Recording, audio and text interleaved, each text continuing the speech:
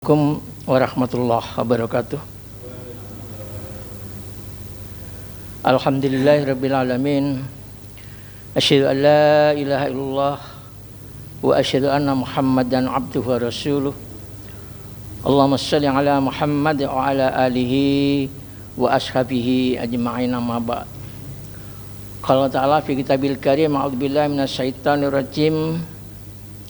Walillahi 'alan nasi hajjul bait man istata'a ilaihi sabila. Faman kafara fa innallaha ghaniyyun 'anil 'alamin. Shadaqallahul azim. Jamaah Masjid Al-Muttaqin yang mulia dan dimuliakan oleh Allah, bersyukur pada malam hari ini kita masih diberikan banyak rahmat, taufik, hidayah, sehingga kita bisa melaksanakan salah satu tugas kita sebagai hamba Allah, yakni mengabdi kepadanya. Kita sholat maghrib berjamaah. Mudah-mudahan ibadah-ibadah kita sampai dengan hari ini, sore hari ini, diterima oleh Allah Subhanahu wa taala. Kita lanjutkan kajian kita tentang tuntunan manasik haji yang dua pekan lalu kita sudah pelajari tentang niat haji, bahwa niat ini adalah kehendak hati yang ditekadkan untuk mendekatkan diri kepada Allah Subhanahu wa taala dengan dibuktikan suatu pekerjaan, yakni dengan melafadzkan niat untuk beribadah haji. Jadi salah satu ibadah yang niatnya dilafadzkan ini adalah haji dan umroh.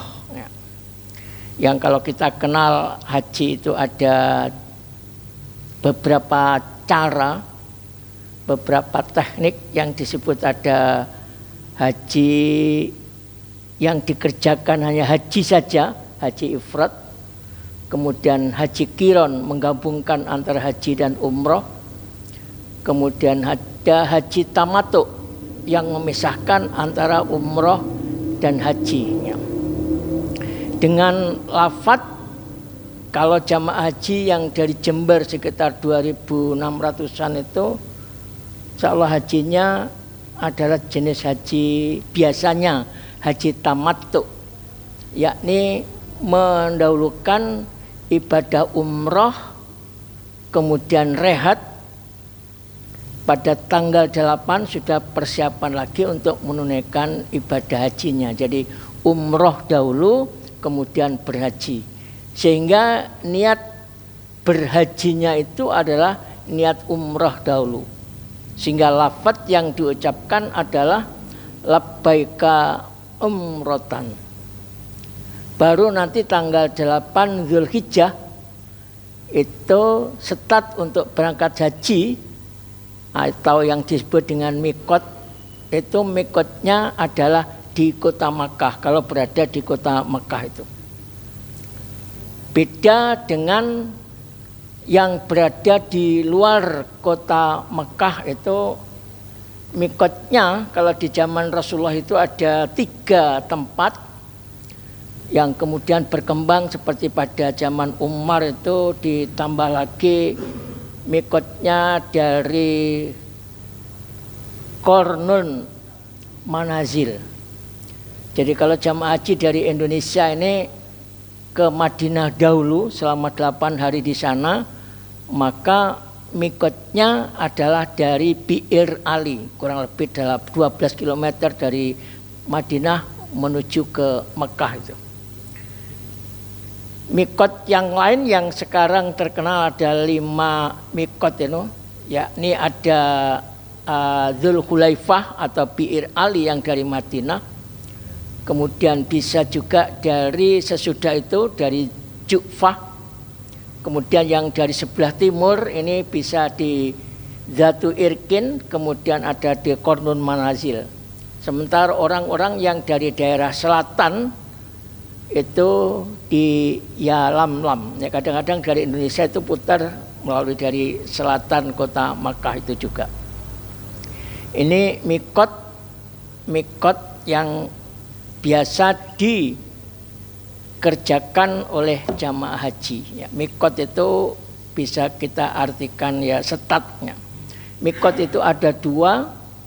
Ada mikot yang saya sebut tadi itu adalah mikot makan, mikot makani. Makan itu artinya tempat. Kemudian kalau mikot zaman itu waktu. Jadi setat untuk mulai melaksanakan ibadah haji berdasarkan waktu, yakni waktunya adalah pada bulan Dzulqa'dah atau sebelumnya Syawal gitu ya. Syawal kalau bahasa Jawa Syawal selo besar ya, atau Syawal ya, kemudian Dzulqa'dah baru Dzulhijjah. Kemudian untuk Dzulhijjahnya ini ada yang beranggapan ya bulan Dzulhijjah penuh itu, ada yang 10 hari bulan Dzulhijjah awal itu, sehingga kurang lebih 70 hari lama mikot zaman itu. Sehingga petugas jamaah haji, petugas yang ditugasi untuk mencatat administrasi di sana itu ditugasi selama kurang lebih 70 sampai 75 hari berada di sana. Kalau yang menyertai jamaah itu ya sesuai dengan jamaah dalam satu kloter itu ya, kurang lebihnya 40 hari. Sementara pelaksanaan ibadah hajinya itu sendiri ya, kalau itu dimulai dari umroh dahulu, umrohnya itu sendiri cukup memakan waktu 1 hari itu sudah lebih ya. Karena perjalanan dari Makkah ke Madinah dari mikot di Dzulhulaifah itu menuju ke Mekah itu dengan jarak 450 km itu ditempuh dalam waktu dengan istirahatnya cukup 6 jam. Yang konon ada kereta api yang sekarang ini, tapi khusus untuk orang-orang yang ada di negeri sana itu dengan kecepatan 250, jadi 2,5 jam itu sudah nyampe. Kalau Pak naik bis itu sekitar 5 sampai 6 jam dari Madinah menuju ke Mekah, kemudian melanjutkan umrohnya sendiri itu ya tergantung dari jarak antara hotel menuju ke Masjidil Haram itu. Jalan ke situ, kemudian tawaf mengelilingi Ka'bah yang lebarnya ini, masjid ini berapa meter ini Bapak? Ada 10? 11. Kalau 11 ya pas lah. Besar Ka'bah itu 11 kurang lebihnya. Ya sebesar ini. Ka'bah. Mengelilingi Ka'bah ini jumlah 7 kali putaran ini dalam waktu setengah jam selesai. Kalau dekat dengan bangunan Ka'bah itu. Tapi kalau ramai biasanya agak mundur di halaman Ka'bah, bahkan ada di bangunan masjid yang di luar itu. Bisa di lantai 2 atau 3. Itu yang agak lama, satu putaran bisa 13 menit. 12-13 menit, sehingga dalam waktu 13 menit kali 5. Nah, berapa 13 menit kali 5? 80-an ya. Ya 1,5 jam lah. Itu untuk tawaf. Sa'i yang jaraknya sekitar 350 meter itu ya. Kali berapa? 7 kali. Ya 2 jam lah selesai. Ya, itu kalau umroh ditambah perjalanan dari Setat tadi itu 6 jam, ya sekitar 9 jam itu sudah selesai pekerjaan umroh. Nah, sementara hajinya itu sendiri kurang lebih 4 atau 5 hari. Saya katakan kurang lebih 4 atau 5 hari karena diakhiri tanggal 12 itu sudah boleh. Dari start tanggal 8 berangkat, tanggal 9 itu kemudian wukuf, 10 lempar jumrah, 11, 12 lempar jumrah lagi dan mabit di Mina, selesai sudah, kembali ke Mekah. Tapi ada yang sampai dengan tanggal 13. Itu teknik pemberangkatan, pelaksanaan secara garis besar pelaksanaan ibadah haji. Ya, kalau saya dulu mau ibadah haji itu 40 hari. Ya. Ternyata pelaksanaannya hanya 5 hari, 4 atau 5 hari itu. Baiklah, kita lanjutkan sekarang yang kalau kemarin ada niat haji. Niat haji yang bahwa segala amal perbuatan itu harus diawali dengan niat. Ya. Kalau hadisnya itu adalah hadis di dalam Arba'in itu nomor 1, innamal a'malu binniyat itu ya. Bahwa segala amalan ini harus dilakukan dengan niat. Ya. Harus dilakukan dengan niat, dan satu-satunya niat yang dilafadzkan adalah haji dan umroh. Kalau dalam sholat itu kalau ada niat yang dilafadzkan itu sekedar membantu niat saja itu. Ya.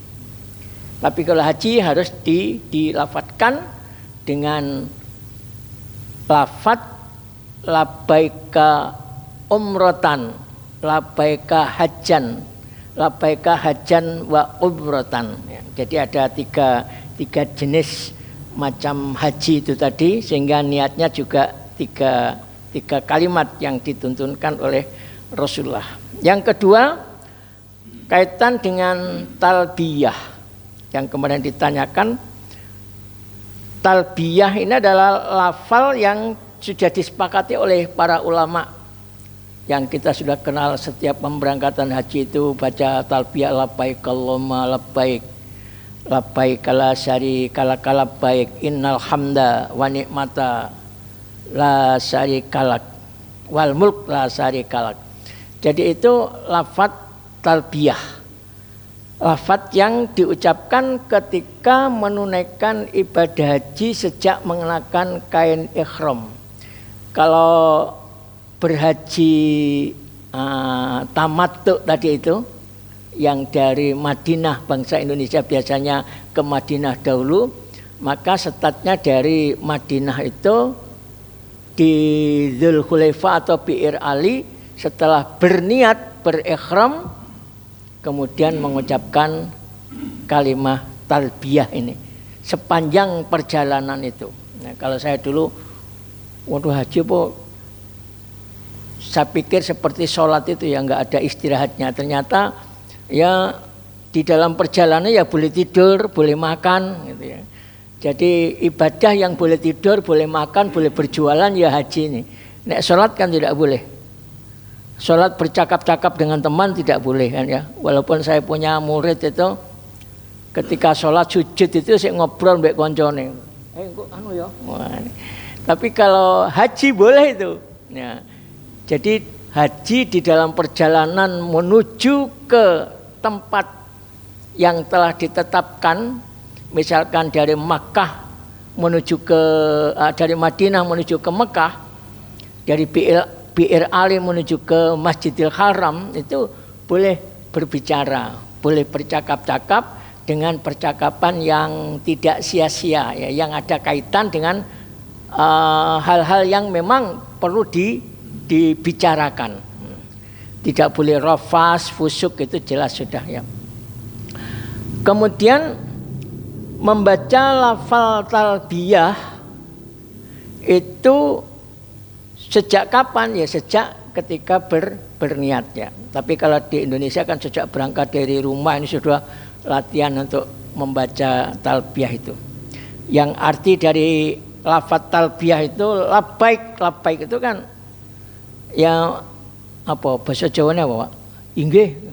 Ketika dipanggil Pak Hakim dalem, nah sama dengan itulah memenuhi panggilan ya, labbaik ya. kami datang memenuhi panggilanmu ya Allah. Diucapkan kalimat talbiyah ini ketika sudah mengenakan kain ihram sampai menuju ke tempat ibadah, rukun ibadah berikutnya. Jadi kalau umrah itu ada ihram, ya setelah ihram ini kemudian tawaf, ya, menuju ke tempat tawaf ini bertalbiyah. Tapi pada saat tawaf itu sendiri sudah tidak bertalbiyah. Karena di dalam tawaf itu ada bacaan-bacaan tersendiri yang harus diucapkan. Kemudian kapan lagi? Ya ketika mau berangkat untuk menuju ke ibadah hajinya, menuju wukuf. Kalau mikotnya tadi itu, mikot makani, tempat mikot untuk berhaji. Mikot untuk berhaji ini ya berada di kota Makkah itu. Jadi startnya dari Makkah itu berkain ihram lagi, kemudian menuju ke Arafah. Menuju ke Arafah pada tanggal 8 itu persiapan ke sana. Kemudian pada saat perjalanan inilah kalimat talbiyah ini diucapkan sampai ke tempat tujuan itu.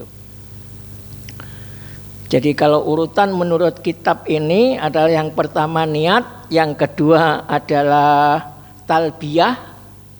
Ya. Panjenengan hafal nggih kalimat talbiyah ini ya? Ya, hafal. Biasanya yang sudah berhaji ataupun yang belum itu sering kita dengarkan lafal talbiyah itu yang dituntunkan oleh Rasulullah dalam riwayat Bukhari dan ada riwayat dari Muslim. Kalimat labbaik Allahumma labbaik, labbaik la syarika laka labbaik, innal hamda wa ni'mata laka wal mulk la syarika lak. Ini lafaz talbiyah itu diucapkan ketika menuju dari satu tempat ke tempat yang berikutnya, dari start menuju ke tempat. Kalau dari waktu berhajinya, yakni dari Mekah, karena startnya, mikotnya itu di Mekah, tidak harus kembali ke Dzulhulaifah lagi. Jadi ketika berada di hotel Mekah itu, ya berniat di situ. Dengan sunnah-sunnah yang dituntunkan, ya mandi dahulu, ya. Kemudian persiapan untuk mengenakan kain ihram berangkat menuju ke Arafah. Kalau di dalam kitab ini Nabi sendiri itu teknisnya, kalau bangsa Indonesia biasanya tidak menggunakan istilah tarwiyah. Tarwiyah itu kan tanggal 8 yang kita biasa ada yang berpuasa itu ya. Tapi ada yang puasanya puasa tanggal 8 itu namanya apa? Bapak-bapak ada karena puasa 2 hari sebelum Idul Adha itu. Tarwiyah, satunya apa? Arafah. Ya. Jadi pada saat tarwiyah ini sudah berangkat. Jamaah haji itu menuju ke sana melalui Musdalifah ya. Berhenti di sana, kemudian baru nyampe ke Arafah. Tapi teknis bangsa Indonesia ini karena ribetnya perjalanan seperti itu, jadi langsung dari Mekah menuju ke Arafah. Ya. Karena di Musdalifah itu tidak masuk dalam rukun, hanya Nabi pada waktu itu memang berhenti di sana dulu baru melanjutkan perjalanan. Ya kalau bangsa Indonesia dengan jumlah yang besar semuanya melakukan seperti itu mungkin dikarenakan tekniknya yang agak ribet itu kira-kira ya, maka pemerintah Indonesia langsung jamaah dari maktab dari hotel-hotel itu langsung diangkut menuju ke Arafah tanggal 8 ya, siang sore sampai di sana karena wukufnya itu dimulai menjelang duhur ya, persiapan, kemudian sampai dengan sesudah asar ya. Jadi mikot makaninya ini adalah batas untuk menunjukkan tempat mulai melaksanakan ibadah haji itu sendiri adalah berada di hotel-hotel yang ada di Mekah itu. Itu statnya di sana. Tapi bagi orang yang langsung menuju ke apa ya, tidak haji tamattu seperti itu ya. Kalau haji ifratnya ya dari statnya di 5 tempat ini tadi yang kata Nabi dulu 3 kemudian berubah menjadi 5 tempat ini. Jadi ada Dzulhulaifah, ada Ju'fah, kemudian ada Yalamlam, kemudian ada Qarnun Manazil, dan ada lagi Zatu Irkin itu ya. Jadi yang dari utara, dari timur, dari selatan, dan dari arah barat itu. Tapi ketika sudah berada di kota Mekah, maka statnya ya di Mekah itu, di hotel masing-masing untuk melakukan mikot makani. Ya, mikot makani dimulai lagi dengan berikhram lagi. Kalau tadi itu saya katakan adalah contoh haji tamattu.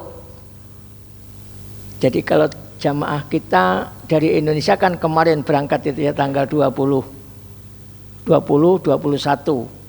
itu menuju ke Madinah. 8 hari di sana mulailah berangkat untuk umroh dahulu. Setelah umroh kira-kira tanggal berapa itu kalau miladiahnya tanggal 28 atau 29 selesai umroh sudah tidak mengenakan kain ihram lagi. Nunggu tanggal 8 Dzulhijjah. Nah, tanggal 8 Dzulhijjah ini kemudian start dengan menggunakan kain ihram lagi menuju ke Arafah. Di Arafah tanggal berapa Bapak? Tanggal 9 berangkat ke sana untuk melakukan apa? Wukuf. Wukufnya itu tanggal 9 dimulai dari menjelang duhur, diawali dengan sholat duhur, sholat asar berjamaah, kemudian sampai dengan sesudah asar. Ya, di sholatnya di jamak. Setelah berangkat dari mikot makani ini tadi, yang dilakukan adalah wukuf kan di sana. Wukuf, kemudian tanggal 10-nya lempar jumroh. Tanggal 10 itu juga boleh menuju ke Mekah untuk tawaf, sa'i. Sudah selesai tahallul awal. Atau tetap tinggal di Mina untuk lempar jumroh yang 2 hari atau 3 hari berikutnya. Jadi lempar jumrohnya itu tanggal 10 itu hanya 1 yang dilempar, yang tanggal 11 ketiga-tiganya nanti kita jelaskan lagi. Kemudian tanggal 13 kalau masih ada di sana lempar jumroh lagi, kemudian menuju ke Mekah untuk tawaf dan sa'i, selesai sudah ibadah haji. Jadi berapa hari Bapak?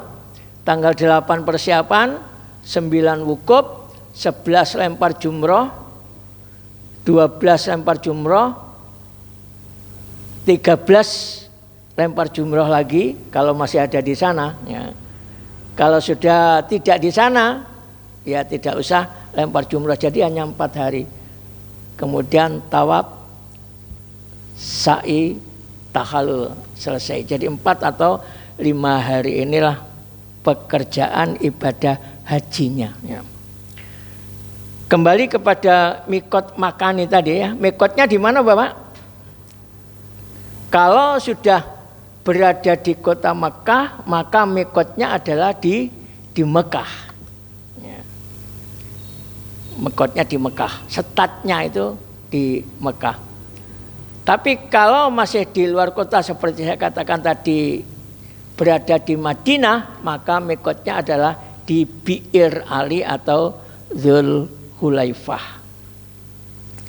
Sampai di sini ada pertanyaan. Ya, jadi kita sudah bahas tentang apa tadi? Yang pertama niat, kemudian talbiyah urutan di kitab ini ya. Kemudian mikot di kitab ini susunannya agak beda. Ya. Karena saya diberi oleh Pak Hakim kitab ini ya kitab ini yang kita kaji. Nggih, monggo.